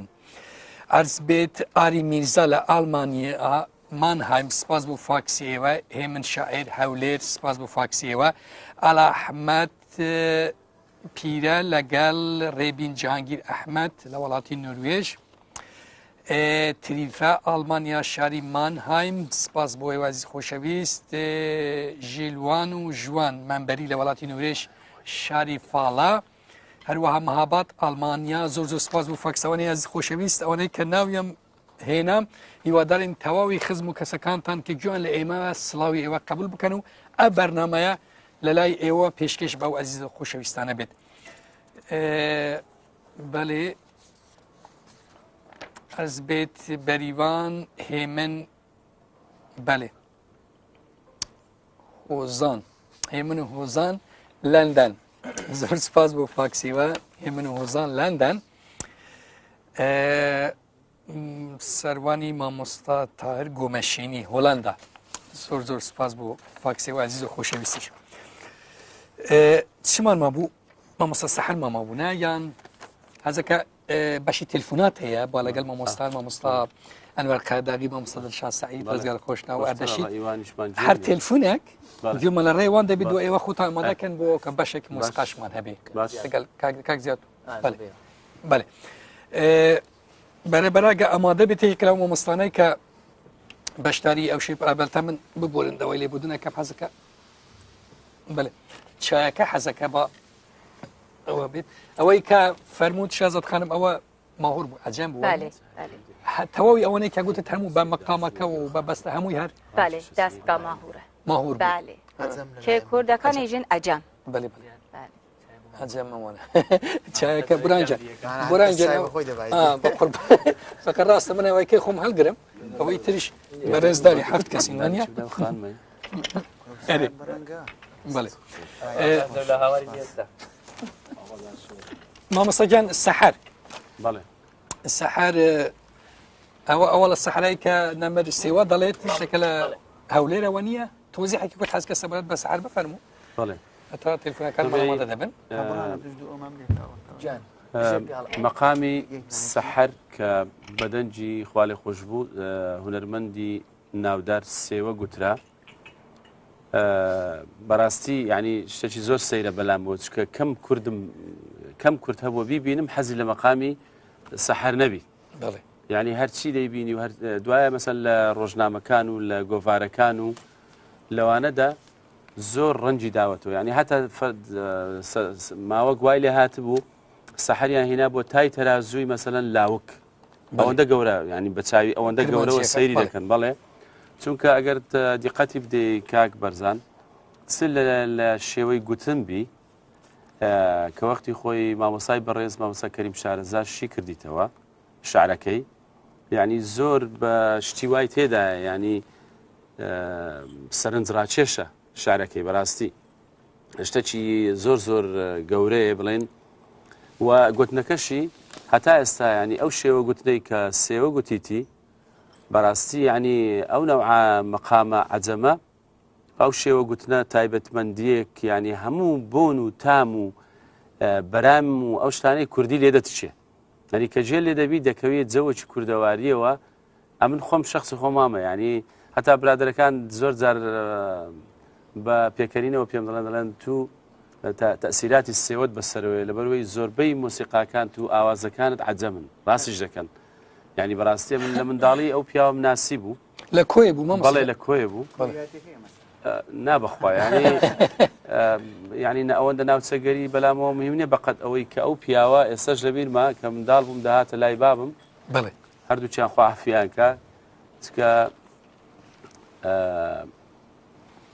ئەو مەقامە بەڕەئی من نابە تەنیا بەڵکو بەڕەئی زۆربەی خەڵک مەقامی سەحەر کە لەلایەن سێوە گوتراوە وەختی خۆی خوا عەفوی کە قادر دیلان و مامۆستا باکووری ئەوانە دەستیان هەبوو لەوەی کە بیگەیەنە ئیزگا بەداخەوە بە پیری گەیشتە ئیزگا باشەوە بە پیری ئەوای گوتووە ئەو تەسیری لە خەڵک کردوە دەگە بە گەنجی بیگوترایە چی لە خەڵک دەکرد لە کۆی بووەنی مامۆستاجان بەڵێ کۆی لە مابینی هەولێر و سلێمانیەوە نیە بەڵێ لە کۆیە چین بۆ سلێمانی مامۆستا ئەنوەر قادەقەل بەتە مامۆستا ئەنوەر قادەقەی ئێستا لە سوێدا لە ستۆکۆڵما ماوەیەکە لە سوێدا بەڵام بەرحەڵ خەڵکی شاری سلێمانی ناوەکی ناسراوە پێویست ناکە من معرفی بکەم بیناسێنی مامۆستا ئەنوەر قادەقەی لە ستۆکۆڵم داوامان لێ کرد هەنێک سەبارەت بە بەحسی ئەو شەو ئەو قسانەی کە کرا ئەگەر چاوی لێ ببێت مامۆستا ئەنوەر قەرداغی بیڕای خۆی سەبارەت بە پرۆگرامە باو بەحسە بفەرموێت ئەلۆ بەڵێ مامۆستا ئەنوەر شەوت شاد شەوتان شاد ئێوە چۆنن سپاسەکەن مامۆستاجان بەڕەما بینی بەڵێ لەبەر چاومە متابعاکەم پێ خۆشحاڵم بە بەبوونی بەرنامەیەکی وەها هیوادارم لە داهاتووشدا بەرنامەی زیاتر بێ هەرچەند زۆر پێویستەکەوا تۆ زیاتر بە قوڵی باسی ئەم جۆرە بابەتانە بکرێ بەڵام هەر بوونی بەرنامەیەکی وا کە باسی مەقامە کوردیەکان بکە وا بزانم شتێکی زۆر سەرنجڕاکێشە و شتێکی باشە جا پێشەوەی کەوا بن هیچ شتێک بڵێم ڕێز و سڵام بۆ هەموو برادەر و بەشدارانە هەیە بۆ ئەو هاوڕێ ئازیزانم کە لەوێن کاکەوریا و کاکە بورهان و زیاد و بە هەموو ئەو خوشکوبرانی تریش کە تازەن یەکەم جارەیان بینم شتێکی زۆر زۆر چاکە دەستان خۆش بێ بەڵێ زۆر زۆر سپاسەکە مامۆستا گەلبە بە یارمەتی ئێوە و مامۆستا ڕزگار و مامۆستا دڵشاد و مامۆستا وریا کە لە دەرەوەن هیوادارم حەلەقاتی دیکەمان هەبێت کە بە قوڵی بە درێژایی بشنەوە باشە ئێمە وەکو مامۆستا وریا فەرمووی بەردەکمان خستەنە ئەوەکە بۆ شڵقەی بێت ئەو پێلانە ئەو مەوجانە دەنگ بدەنەوە بشلاقیەوەکە بەڵێ ئێستا مامۆستاجان ئەو شتانەی کە ئەو شەو ملاحەزات فەرموو سەبارەت بەو بابەتانە ئەگە شتێکت هەیە لێ زیادکردنەکت هەیە تێبینیەکت هەیە یا بابەتێکت هەیە فەرموو ئەمەی کەیسێوە باسیەکەن بەڕاستی لە سەرەتادا باسی تعریفی مەقامتان کرد کاگوریا بە بابەتێک بۆ ڕووی بەڵام وەکو بزانم تعریفی مەقام بە دوو شێوە لای ئێمە ئەشێتەوە تعریفیان باسییان بە مانایشی زانستانە بیری لێگرێتەوە وەکو خۆی باسی کرد وەک پێژێکی مۆسیقا کە چەندێکی پێکاتوێ بە میانیشی دیاریکرا و بە مەرجێک کۆی دەنگەکان لە 53 کۆمادا خۆی بینێتەوە بە دەنگێک دەست پێکەوە بە حوتەمین بە هەشتمین دەنگ کۆتاییەکە هەر یەکەم دەنگە دەستمان پێکرد ئەمە بەڵام بەمانایەکی تریش یەکە بە جۆرێ لە گۆرانی وتن ئەوتێ لای خۆمان بەو جۆرە ئاوازانە دەڵێن کە بە شێوەیەکی تایبەت ئەوتێ بێ ئەوەی کێشێکی ئاشکرای هەبێت وەک کێشە ئاساییەکان و لێکدراوەکان یا تێکەڵەکان لە هەمان کاتدا شیەکرێتەوە لە شێوەی وتنیە بۆ ڕەگەسەکانی و بۆ گۆشەکانی ئەم جۆرە وتنە لای خۆمان یای لای وڵاتانی دەوروبەرمان لە عەرەب و فارس و تورک و ئەم جۆرە نەتەوانە ئەم گۆرانیە هەیە هەر لەسەر ئەم بابەتەشەوە دەچینە سەر ئاوازێکە هەر لە هەمان پەیژەدا ئەوترێت لە دوای مەقامەکە کە پێ ئەبێتە بەستە ئەو مەقامانی کە هەن لە لای ئێمە هەیە تایبەتمەندە بە نەتەوەکەمان و هەیە تایبەتمەندە بە دەوروبەرمان و هەیە تێکەڵاوە لە ناومانە لەو مەقامانە هەمانە وەکو خوا لە خۆش و عەلی مەردان و توێتی زۆری بە تەواوەتی و تووە پڕ بە دەستپێکردن و بە چوونە بەشی ناوەڕاست و کۆتایی هێنانەوەی هەندێکی تریان هەیە بە ڕەگەز دەستپێکا وەکو چۆن وابزانم لە مۆسیقای کوردستانی ڕۆژهەڵاتە ناوی دەستگای لێ دەرێن کە لێ چەند مەقامێکی سەرەکی هەیە لە مەقامە سەرەکیەکان ئەنجا دەستگا دەبێتەوە هەروها لای ئێمەش مەقامە سەرەکیەکان ئەو مەقامانی کە گۆرانی لەسەر دەڵێن شیتەڵ ئەکرێتەوە بۆ ڕەگەز مەسەلا مەقامێکی وەک مەقامی ڕاست کە ئەمە گۆرانی بۆڵێن لە سەرکەوتنی پەیژەکە و هاتنە خوارەوەی ئەگەر بێت و شی بکەینەوە لە شێوەی وتنەکەیە ئەنواع و ئەشکال ڕەگەزمان دەسەکەوێ وەک ڕەگەزی هەر ڕاست لە دوو شێوەدا ڕەگەزی عەجەم ڕەگەزی نەهاوەند ڕەگەزی سێگا ڕەگەزی بەیات ئەم شتانەمان دەسەوێت اینجا ئەو گۆشانە لای من وابزانم ئەوانە دەگرێتەوە کەەوە دەستگاکانە لە مۆسیقای کوردی ڕۆژهەڵاتمانە بوونی ئەو مەقامانش زۆرن لە کوردستانی لای خۆمان وەک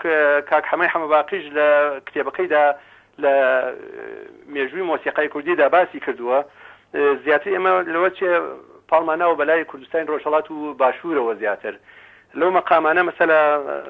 مەقامەکانی ئەڵڵاوەیسی مەقامی ئەڵڵاوەیسی یاخود هۆرە طبعا ئەڵڵاوەیسی و قەتار و خاوکەر و خورشیدی و ئای و ئەمانی ناوچەکانی گەرمیان و چەمچەماڵ و بەرەو کەلار و کفری دێت پاشەوە هۆرە کە بابەتێکە لە گۆرانی وتن وەتوانین لە خانەی مەقامیش دای بنێن ئەمیش کە لە ناوچەی کرماشان و دەور و پشتی بەرەو کەلار و شارەزورەوە شێوازی تایبەتمەندێتی خۆی هەیە یان سیاچەمانە لە ناوچەکانی هەورامان کە باو بڵاوە یا چەمەری کە لە ناوچەکانی کرماشان لە ڕوستان دەگرێتەوە یاخود هەر لاوک کە ناوچەی کرمانجی باکوور بەگشتی دەگرێتەوە یا حەیران کە دەشتی هەولێر و دەوروبەری دەگرێتەوە پاشەوە بیت کە لە ناوچەی موکریان دەگرێتەوە یاخود مەقامی سەفەر کە ناوچەی سلێمانی دەگرێتەوە یانی وەشەو ئەم جوارانە مەقاماتی زۆرن کە لە ناو کوردەواریە هەند تایبەتن بە نەتەوەی کورد لە هەمان کاتدا لەم مەقامانە کاریگەری دەوروبەریشمان هەیە کە لەسەرمان کە وەک ناو میلەتێکی ڕۆژهەڵاتی مەقاماتی تر هەیە کە ئێمەش ئێڵێن هەر لەو مەقامانە وەک مەقامی ڕاست و بەیات و سێگا و چوارگا و حیجاز و نەوا و تر زۆر مەقام هەیە ڕەنگە هەمووی نەتوانین هەمووی باسکردنیە هەمووی بڵێن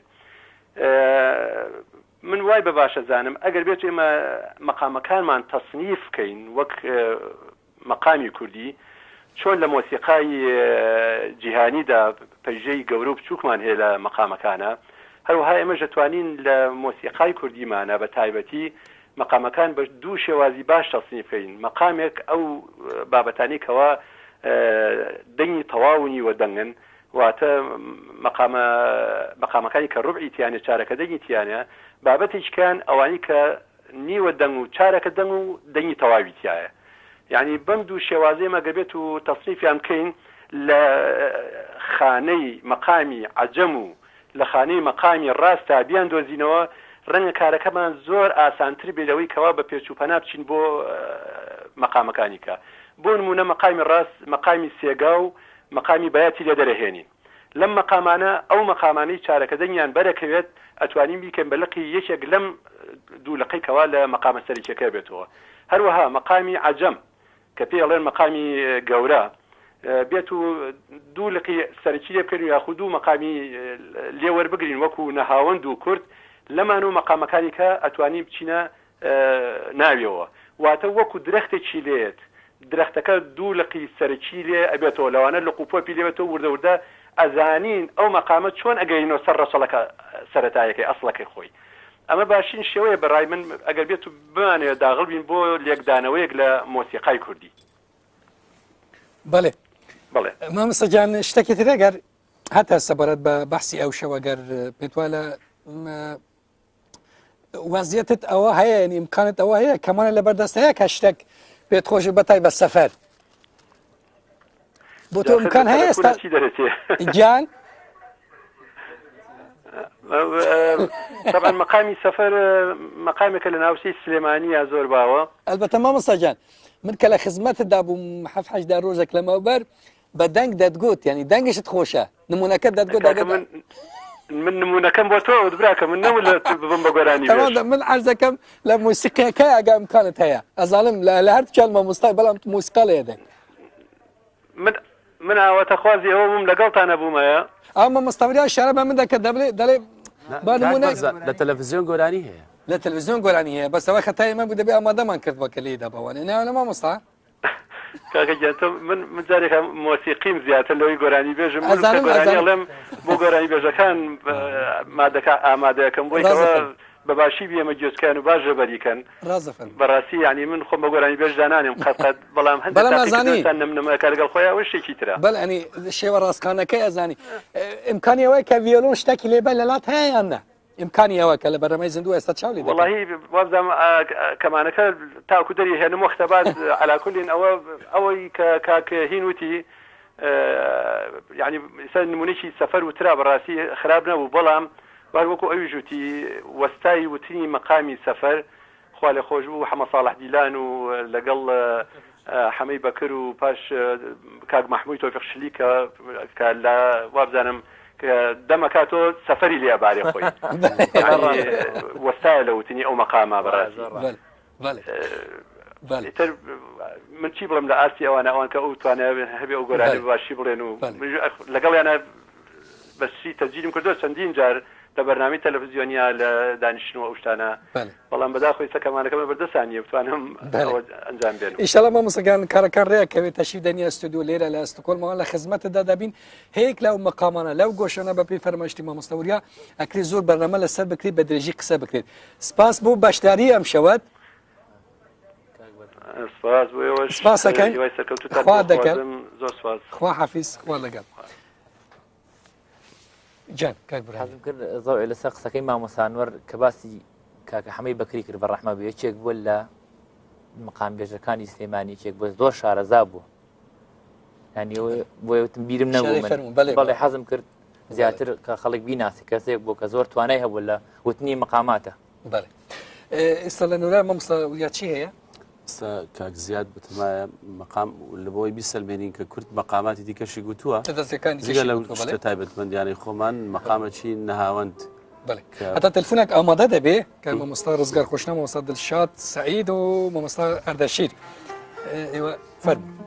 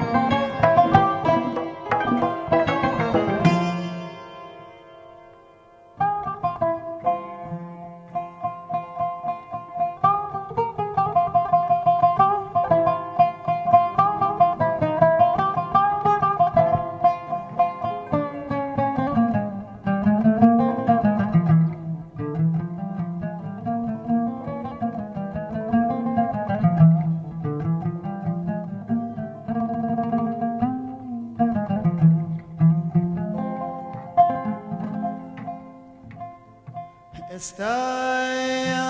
شۆخە چاو ڕەشەکەم چاوەڕێیە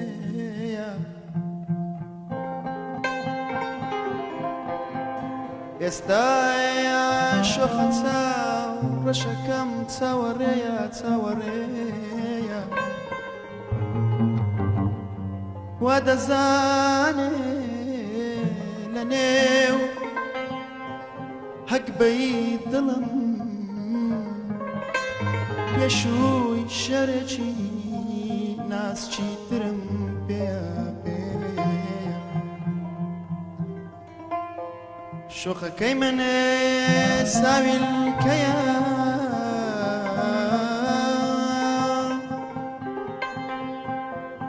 بە دوای قەڵەمێکدا دەگەڕێ کە زەمینەی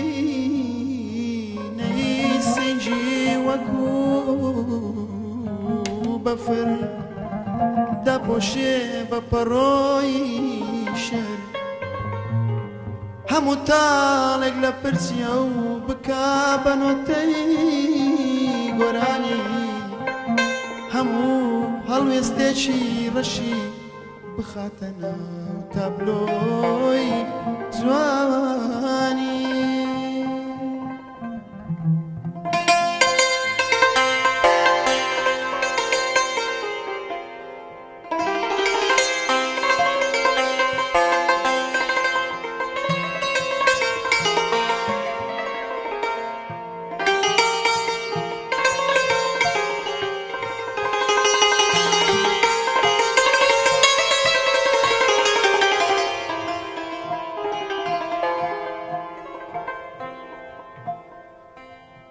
شۆخی چاو جوایان ماڵت ئاوا لێم ببوورە